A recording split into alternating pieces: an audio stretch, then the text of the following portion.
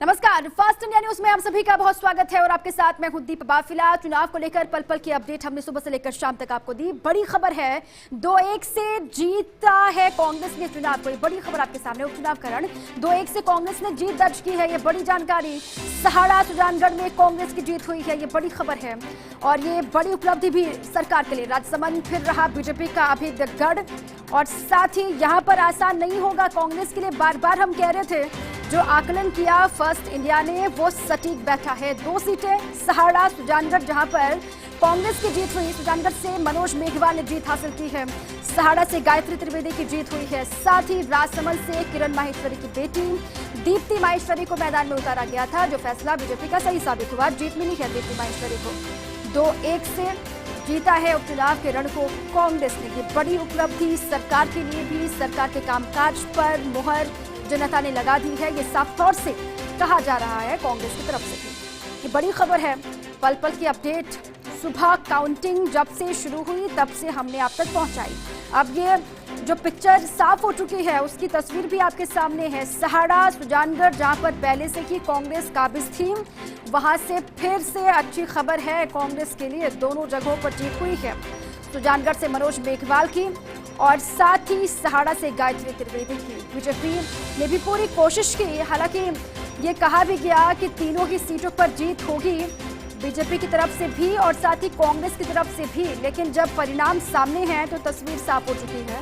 2 सीटों पर जहां पहले से ही जिनकी मौजूदगी थी वही हुआ और राजसमंद से भी जो उम्मीद लगाई हुई बीजेपी बैठी हुई थी वो उम्मीद पूरी हो गई है रिजल्ट के साथ ही। दीप्ति माहेश्वरी, हालांकि जो मार्जिन रहा जीत का वो बहुत ज्यादा नहीं है राजसमंद में, लेकिन संतोष बीजेपी को इतने से ही करना पड़ा।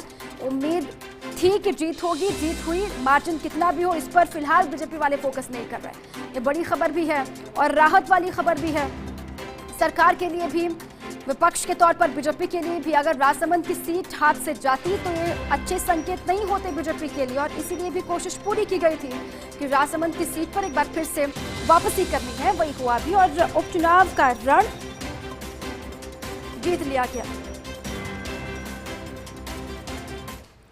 अब क्या पूरा डेटा रहा है, अभी तक क्या कुछ आंकड़ा रहा। 2 सीटों पर कांग्रेस है, 1 पर बीजेपी है। अब ग्राफिक्स के जरिए आपको समझाने की कोशिश करते हैं कि किस तरीके से बीजेपी को हार का सामना करना पड़ा सहाड़ा में, सुजानगढ़ में, और किस तरीके से जीत हुई है कांग्रेस की दोनों ही जगहों पर।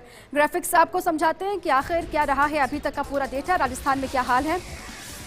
ये पूरी तस्वीर आपके सामने, 3 सीटें, ये तीनों ही तस्वीरें आपके सामने हैं। 3 जगहों पर, 3 विधानसभा क्षेत्रों पर वोटिंग हुई और बीजेपी 1 पर, कांग्रेस 2 पर है। और साथ ही 2 सीटों को लेकर पहले से ही कांग्रेस कहीं ना कहीं आश्वस्त भी थी। बार बार ये कहा भी गया कि दोनों ही सीटें उसके पास आनी है, क्योंकि कामकाज किया गया 2.25 साल में जो भी काम हुआ उसी का परिणाम है कि दोनों ही जगहों पर जीत हुई है। अब राजसमंद में कहां पर थोड़ी सी खामी रह गई या फिर कहां पर थोड़ी सी कमी रह गई है, इस पर भी मंथन करने की आवश्यकता है कांग्रेस को। लेकिन अच्छी खबर सरकार के लिहाज से भी ये कि जो कामकाज किया गया उसी पर मुहर है और उसी के बाद की पूरी पिक्चर आपके सामने। जब से ही वोटिंग के बाद से लगातार बयानबाजी का दौर जारी था कि आखिर क्या होने वाला है। वो बीजेपी की तरफ से तमाम लीडर्स को आप सुन रहे थे या फिर कांग्रेस के तमाम दिग्गजों को आप सुन रहे थे, बार बार यही कहा गया कि तीनों ही सीटों पर जीत होनी है। लेकिन जीत जब हुई है उसके बाद अब सारे कयासों पर विराम लग गया, सारी जो बातें कही जा रही थी उस पर विराम है और साफ तौर से 2-1 का जो आंकड़ा है वो आपके सामने है। 3 सीटों पर विधानसभा के उपचुनाव राजस्थान में हुए। आज सुबह से लेकर नतीजों का दिन रहा और सभी की निगाहें लगातार टिकी भी हुई थी कि आखिर राजसमंद में क्या होगा, क्योंकि वहां पर भी तमाम बड़े दिग्गजों के साथ दांव पर लगी हुई थी। वो बीजेपी की तरफ से आप कहिए या फिर कांग्रेस ने भी हालांकि कोशिश शुरुआती की थी राजसमंद में, लेकिन आश्वस्त इसलिए ज्यादा कांग्रेस नहीं थी राजसमंद में। इससे पहले किरण माहेश्वरी वहां से विधायक रही, उसके बाद दीप्ति माहेश्वरी को मैदान में उतारा गया और साफ तौर से जो तमाम बड़े मुद्दे रहे उसी का असर ये हुआ कि सहाड़ा सुजानगढ़ 2 सीटों पर कांग्रेस ने वापसी की और राजसमंद में एक बार फिर से बीजेपी की वापसी हुई है। ये धमाकेदार वापसी आप कह सकते हैं।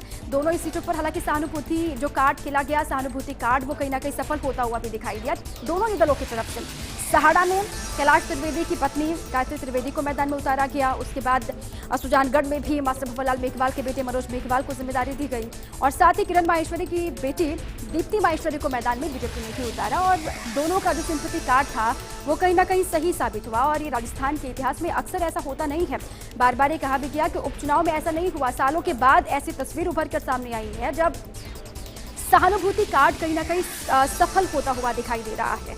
वो दोनों के लिए ये राहत वाली बात है। हालांकि गहन मंथन के बाद नामों का ऐलान किया गया, नापतोल के बाद, क्योंकि नफा नुकसान कितना होगा, नुकसान के मोड में दोनों ही पार्टियां नहीं थी, क्योंकि आने वाले विधानसभा चुनाव है 2023 में और इसलिए भी अपने आप में बेहद महत्वपूर्ण ये चुनाव अब नेशनल